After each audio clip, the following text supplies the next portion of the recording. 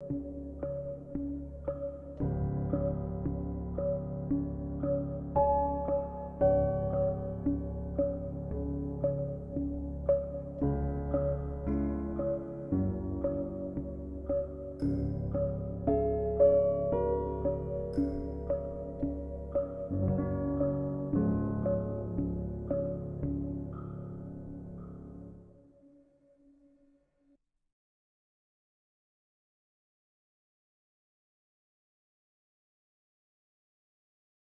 everybody, welcome to a webinar. This is one of the first times we've done a product stream that's specifically about something we're selling, rather than just sharing info about things that you can do and things you can do with BC and all that sort of thing. So let's jump right in. First of all, what is Data Braider? If you haven't heard me babble about it before, one of the biggest challenges that I ran into last year is Power Platform, Power BI, integrations, all of these different organizations need to have some mechanism by which they can easily get additional data out of Business Central. There are built-in APIs with Business Central, of course, and at the moment you can also expose pages as web services, which allows you to potentially expose extra data. But once you've hit those boundaries, you have to ask a developer to make you a custom API. Now, as development goes, making a custom API is something that I think is in the wheelhouse of a lot of people. It's not the most complicated of designs, and there are some great offerings and classes in the industry for exactly that. So, there are times where you need that.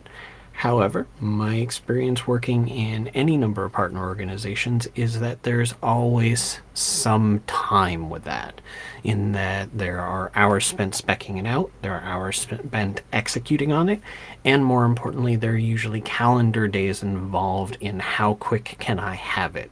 Oftentimes, Business Central people are working with professionals who are very busy. And sometimes it can be, oh, we need just this one more thing. And it might only take 15-20 minutes, but it might take a couple of days before you can have it. So the use case scenario for this product is exactly to solve a bunch of those problems. It's all about making data from Business Central available in an easy way. So let's jump right in. I'm going to do a lot more just talking through the product and showing how it works. So for those of you who haven't worked against the APIs, maybe you've only worked against it in Power Automate or Power BI, or you're new to the whole thing, which would surprise me that you're here, but I would appreciate it anyways. We're going to look at a couple of things in Postman real quick. For those of you who haven't used it before, Postman's a great tool for querying APIs. So we have the standard Kronos database here, and we can do a query against the items table and get a list of all the items, and here they are, and it's okay. Yeah, you know, we've got the item number, display name, which is the description. We get, you know, some basic info like inventory and the overall unit price, and we get some base unit of measure info. We get some fields. It's not a lot of fields. I mean, if you look at the, let's take a look at our conference table here. There's a bunch of things on here we don't get in that API. We can see the inventory, which is 10, the quantity on hand, but we can't see any of the other demand info. So if you needed to, for example, calculate the available based on these, you can't do it. Those aren't exposed endpoints. Additionally, in some of the subsidiary tables, there's lots of info we don't get at as well. Microsoft does make available some extra pieces of information. If you haven't done this before, for example, we can, on the item table, expand this unit of measure and say we'd like to see what units of measure these items are available in. Okay, well, this one comes in pieces, and it's a piece and it's an each. Okay, that's not bad, but if we go look at our unit of measure, there's actually some really cool info on here. Like, for example, we could put how much it weighs, which is pretty useful if you're working with shipping integrations. That data is not exposed. Same sort of issue in the sales prices area. We get the price from the unit card, but if there are quantity breaks at higher percents or quantities or anything outside of the ordinary, there's no exposure to that information. So there are some real limitations to the built-in API, as much as it's a good thing. It for sure it is. To pick on another example, same sort of thing over in the customer side. We get some info and we don't get some other info. For example, in our wonderful Cronus database here, we have our old friend Trey Research, and we can see what their balance is. Okay, what if we wanted in Power Automate to email them to say the following invoices are open? Well, you might think, okay, well, we can expand the customer financial detail. Okay, maybe. We come on in here and no, that customer financial detail just gives us some extra insight into the balance and what's overdue. We'd have to potentially mine some of the sales endpoints. So there are some real challenges, and if you have any per tenant extensions that add fields onto these tables, items and customers are pretty common for that sort of thing. Vendors are another. Any sales purchase documents. If anything adds fields to those, they're not exposed in the API. So whoever has built any of that extra functionality for you has to have also built an API for you to be able to even reach that info. And that's a real challenge. Yeah, so let's talk about what can we do with Data Braider that makes that better. So if we head off to the Braider configurations that I've set up in advance here, the idea behind this is it works just like config packages. So if we look at the item API configuration, we can see here that I'm pulling from the item table and I'm including 5 fields in this. So, okay, that's kind of neat. All right, what does that actually mean? Let's look here. We see number, description, base unit of measure, unit price, unit cost. Pretty straightforward info. Okay, that's cool. How does that get exposed to the API? Well, if we take a look at the preview here, what we get, and I'll zoom in to make this a little more readable on stream here, what we get is we get the hierarchy of our data. We have some info from this table, this item. This is the primary key, so that way we can always chase down exactly which record maybe is causing us trouble. If you've got 1,000 records, you don't want to have to figure it out from our good old friend System ID, which is very helpful if you're potentially talking to the standard APIs, and this ID is what you need to pass that info in. But we can see here that we get all of the data that is specified by the configuration little checklist that we had. That's pretty nice. I'm pretty happy with it. So, zooming on back out because that's crazy looking. How do we consume this info? Well, first of all, let's look at how this comes into Postman. The cleanest way to look at it. The URL for this is very much like any custom URL. It's by the product and by the solution, by version, and we just need to pass this JSON braids, and we say which configuration ID number. That's it. And when we send this off, you'll see it zooms right along, and we are looking at a big giant pile of JSON data. For the technical folk who are following along, this is just JSON encrypted text inside of the JSON result. So it's just one step packaged. In Postman, you can even unpackage that with just a little bit of text here and have a nice visualization to see exactly how that looks when you kind of rehydrate it, almost like unzipping it for those who are not technical. And so there you go. You get your nice data via the API. Now, can you use that in something like Power Automate? Yeah, absolutely. There are 2 different methods. I was testing one out since this is a Cloud Sandbox. I was testing the new V3 connector out earlier today while I was in another call. And the V3 connector works beautifully with this. It actually was pretty fantastic. We do a get item data, and just like anything else, you say your sandbox, your company name, it finds the API category for data Braider and finds the JSON braids, and you just say which configuration ID. And that's it. And then we pass that through a little hydration step here that takes that JSON result and unpackages it. And that allows us to then easily build data off of it. For example, here I've got the item coming into a select to build out a nice little array for us with nice pretty labels. So here I'm saying I want to do item number, description, unit measure, cost, and price, and I want to create an HTML table out of it. Well, that's pretty cool. If we go look at the last run of that I was doing just a bit ago, we can see that what it does is it gives us a real nice little HTML table of all of our info right out of the API endpoint. We could send this off to email, we could save this as a CSV file, we could pop it into a SharePoint somewhere, we could do any number of things with this. So that's pretty fantastic. The get item data is designed for the cloud environment, so just for clarity's sake, you can absolutely still work with this on-prem. You just need to do an HTTP call, just the same way you would with all sorts of other odds and ends. In my case, I'm still using the sandbox environment, so I just hit up the API endpoint directly in this case. And we talk to the JSON endpoint and we say we want the item. It's that easy. Pretty straightforward. So the real power comes into here where we're wanting to work with this, and we're a consultant, we're a professional, and they come back and they say, you know, we really need to know the replenishment method of these items for whatever reason.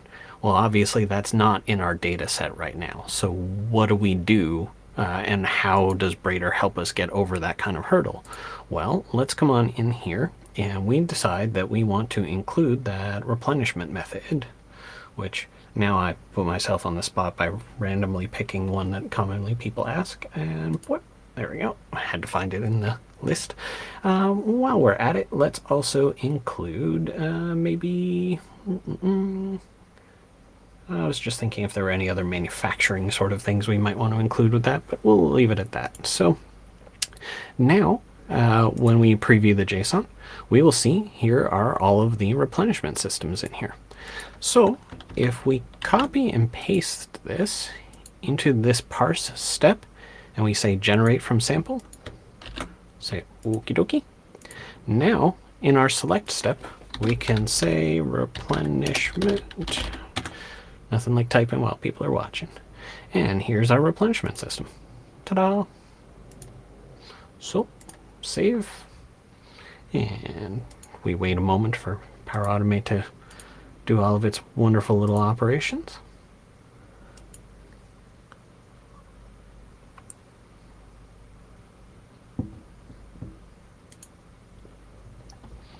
And it's ticking along, being slow. But if we come on into the results here, we now see here is our replenishment. So some of these are assembly and some are purchase. So it's that easy. I heard a lot of just one more field problems last year. So this was a way to try to bring these different things together. This was a very simple example where we have a flat single item. We can also do other things. For example, maybe this is an integration that you're doing with a web shop and you only want particular items to go to the web shop. Maybe the concept is you only want them to go if they're in a certain category or if they're not blocked. You can do filtering on this, so we want it to be not blocked items to go out to the website or whatever have you. You can apply filters at these levels. And that really comes into play with one of the other examples I mentioned earlier, where we need that weight information from the item unit of measure to pass to a shipping third-party integration, for example. So we've got the item table here, and we've got the item unit of measure, which for those of you who don't know the data structure, when you're doing a unit of measure for each item, that's where things live. If we look at the fields behind this, we can say we want to include the code and the quantity of unit of measure, and why not include all of the dimensions, just so that way we've got them all in there. I only set the weight on this one, but if we do a preview JSON on this, we can jump down to our 1920-S desk here. There we are. And we can see here is the units of measure for this item, of which we only have the one configured, which is pieces. And let me bring that up a little bit in size again, make it a little easier for everyone. So we have this unit of measure for the 1920-S desk, and here we have the weight. So that's nice and easy. If we had items that we're selling in boxes and cases and pallets, all of those would be here in a list. And it's as straightforward as in Postman. We just need to specify that different JSON, the configuration code. And when we run that off, we can visualize the results, and we see this just comes right on through. No problem. So it becomes very, very easy to consume data and add related data. And that was the core concept of the Braid idea, is that not only do you potentially need to present data to third-party systems to power a platform and all those sort of things, but you often need to apply some Business Central specific logic before it goes out the door. So for example, if you're wanting to do Power BI queries against stock levels, well, you could absolutely just pass only certain categories out to a particular endpoint. Maybe you only want to do a Power BI query against refrigerated items. Why query the whole giant item list? You can prepare the items that are refrigerated in a smaller data set inside of BC, present a little less info to Power BI, make the refresh faster. So things like that are pretty good. And then we had the other example I mentioned before, where maybe we've got our customer and we can see that they've got a balance, but we have no insight into what the balance is comprised of. We have no good endpoint to get the data out. Well, let's come on over into this example, customer with open invoices. Same sort of idea, customer and customer ledger entry. And we can choose what fields do we want to pull. So here I'm filtering on only invoices that are open, but then I'm presenting the document type, the currency, the salesperson code, what the due date is, all of the information about each of those invoices. And again, if we zoom on in to make this a little easier to see here, we can see that, for example, a customer 20,000, we've got an invoice number this, and it is open and due and all that sort of thing. So pretty neat. Yeah, so that's cool. And you can do some pretty elaborate settings on this. I haven't tried a question that just popped up in chat with sales prices and variance. So item sales price variance, I don't know, maybe. Let's find out. I don't know. I like being put on the spot, so it's okay. So let's grab our, first of all, off the top of my head, I don't remember the variant. And as you can see, we're much like config package. This is a lookup to all the objects in the system. So that means that custom tables, ISV tables, per tenant extension tables, all of those things are available in this list. So, okay, 5401, cool. And I think this is using the new sales price table because this is a relatively new sandbox. So that might trip me up a little bit. I don't know the data structure of the new sales world very well. So let's take a look.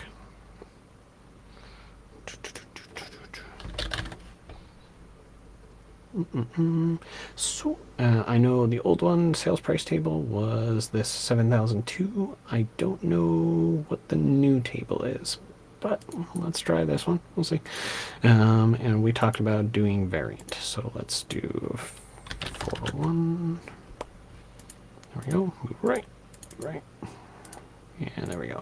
So we'll connect our items together here with the variant. There is a little bit of manually connecting which parts are going together at the moment. I'm working on streamlining this for people a little bit. We do have access to what the table relationships are under the hood, so I might be able to make some of these relationships automatic. We'll see.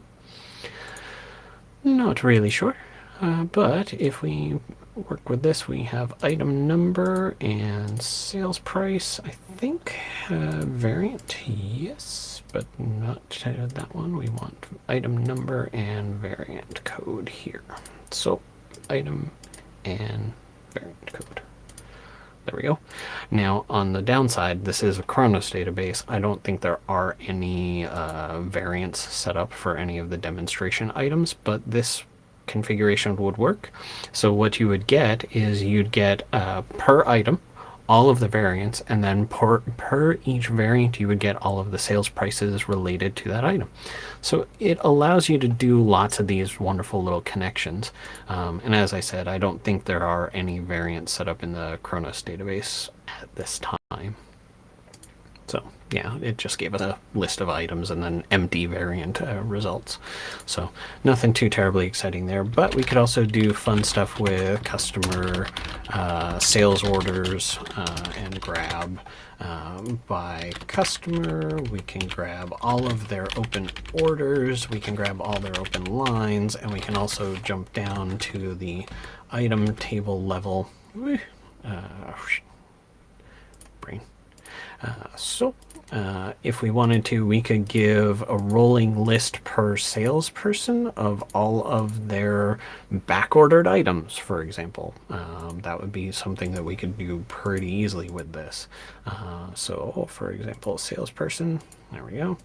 Move all that, scooch these off to one side, and now we'll have a nice and collected pile of info. So, and admittedly, I could skip a step here and just connect the salesperson purchaser directly to the sales header. It's fine. It's fine. So you could very easily do a scenario where per salesperson, you go grab all of the sales headers, you go grab the lines. We could do a filter on the sales header where the document type is order. We could do a filter on the line where the type is equal to item, and it does validate this, so you can't just filter on banana. It'll tell you what it needs to be. So we can do a filter on the line. We can say we only want things where there's an outstanding quantity greater than 0, and that way we really hone in on things and then get some information off of the item card. Like, for example, we could from the item card get the usual vendor lead time to give someone some sort of forecasted idea of maybe when their backordered stuff goes. A good question from the chat just came in there. At the moment, yep, I gotta set up some configuration. If we have these multiple different tables right now, when we look at the customer open, if we look, it's creating a header record and then it's creating a line record. And in some cases it will have a header record and lots of lines. And the question was, is it possible to bring in just one record per combination? And the answer to that is yes. There's a version that I'm going to publish probably tomorrow. First update, yay! First update will add the new output JSON type here, which allows you to say flat. And what that will do is it turns it into a nice flat, easy to consume for Power BI, for example, set of records that are just the table and field.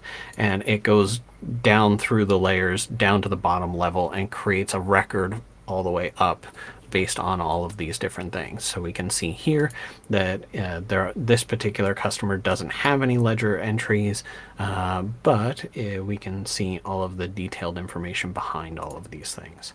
So it's on the way. To make that a nice flatter bit of info to work with.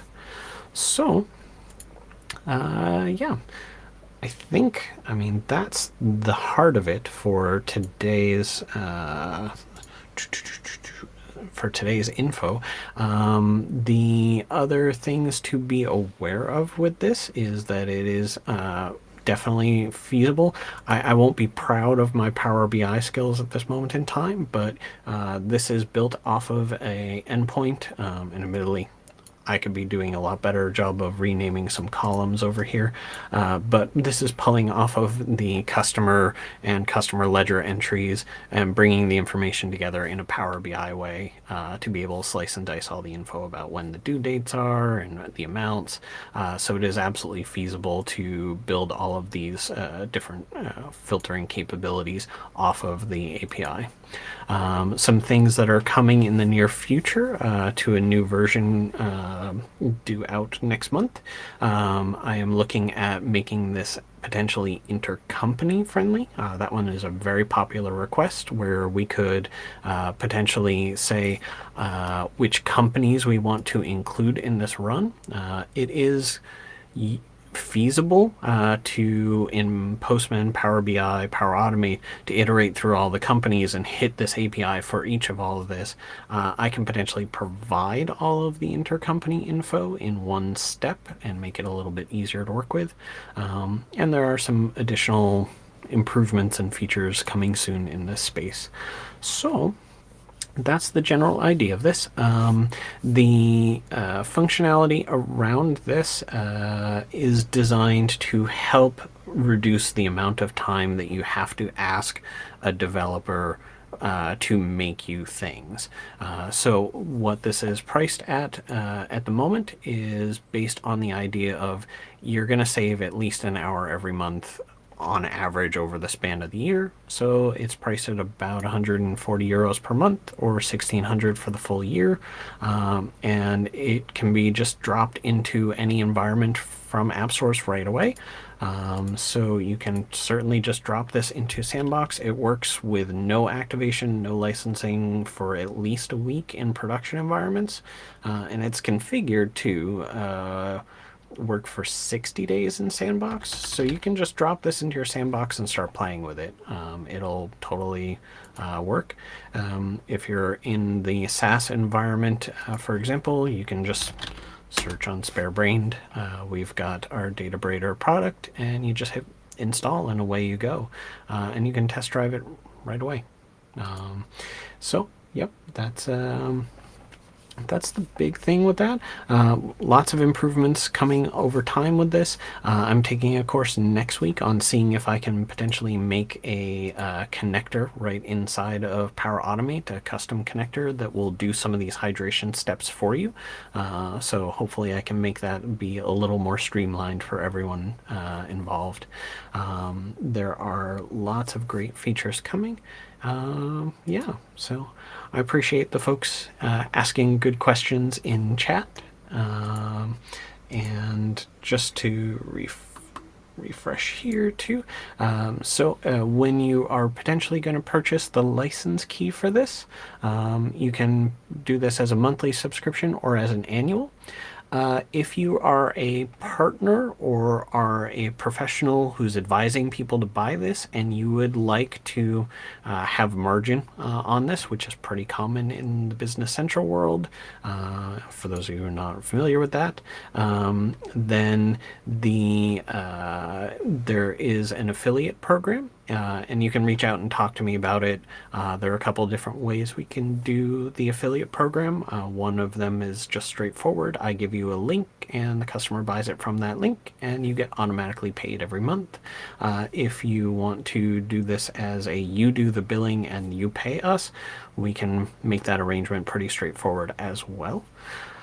A good question in chat someone just asked, so appreciate you folks being engaged enough to have good questions.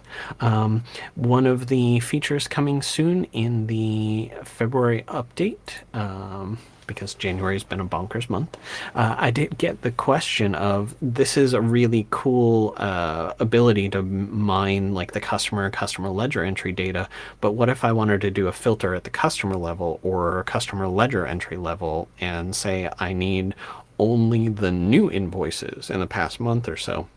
I do have in experimental form the ability to query against against Data Braider with passing in a set of filters and a set of parameters, so that way you only get certain result sets back.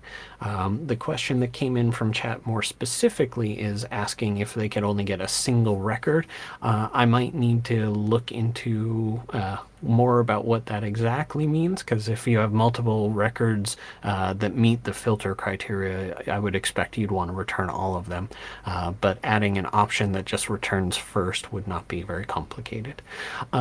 For those of you who are on the fence or wondering a little bit about our roadmap, I do in fact keep a platform available that has all of the upcoming features and what is coming soon. And you can add stuff onto this. Filter parameters, including record quantities and things like that, is in the February release. I need to update a couple of these as well onto the roadmap as soon to be launched. So if there's anything that you saw today that you're thinking a little later, oh man, could it also do this? Feel free to add this to the roadmap. I like solving problems.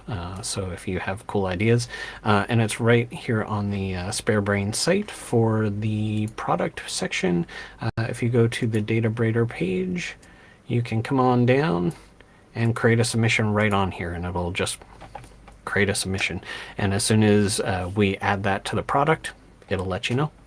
So very straightforward. Yeah. Okay. Well, I think those are the key things today. I do have a couple of requests from people to help create some of these demo scripts and how do I configure some of these examples. So pretty soon I'm going to put together a nice easy config package and how to make all of the settings on this so you can show people how it works, as well as making available the Postman workspace for people to download and grab that as well, and be able to very easily work with some of the examples. So, excellent. I appreciate everyone sticking around and dropping in for today. We have lots of more fun things coming. I do have a lot of requests for coming up with some clever solution along these lines for being able to write back to an API. So there are probably some more things coming in this space to overcome some of the temporary technical challenges. I am hopeful that with some of the excellent work that Microsoft's team has been doing in solving some tech challenges, that maybe at some point this won't be a necessary step, but for now this is solving a real challenge for a lot of people. So, okay, well, thanks everyone for coming and joining us today, and there'll be another webinar in just a couple weeks for a similar idea on how to do inventory availability calculations, including cross-company availability info and lots of things like that. So hopefully I've got my dates not too crossed. I know we've got a series of webinars coming up in the near future. Yep.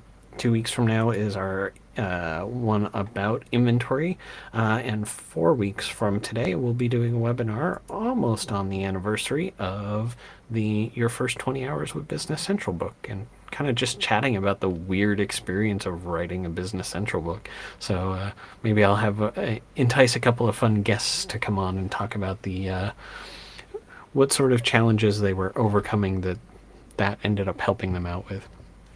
So for now, I will say goodbye to everyone and go start working on a DynamicsCon session. Lots of good stuff. So talk to you all another time. Take care.